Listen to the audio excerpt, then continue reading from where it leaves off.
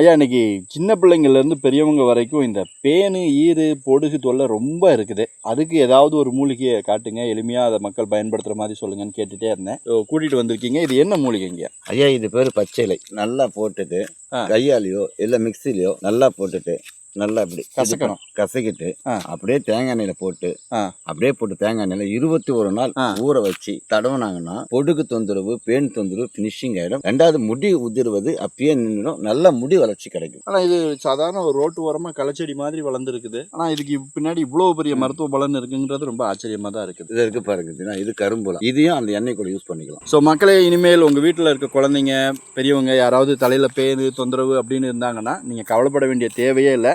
இந்த பச்சிலையை பறித்து தேங்காய் எண்ணெயில் போட்டு 21 நாள் சூரிய படம் மாதிரி போட்டு எடுத்து வச்சுட்டு அதுக்கப்புறம் அந்த எண்ணெயை யூஸ் பண்ணிங்கன்னா தலையில் இருக்கிற பேனு, பொடுகு தொல்லை எதுவுமே இருக்காது. அருமையாக வேலை செய்யும் அப்படின்னு சொல்கிறாரு. ஸோ நீங்களும் பயன்படுத்தி பயனடைங்க. இதே மாதிரி நிறைய மருத்துவ குறிப்புகள் உங்களுக்கு தேவைப்படுதுன்னா நீங்கள் இந்த சேனலை ஃபாலோ பண்ணிக்கோங்க.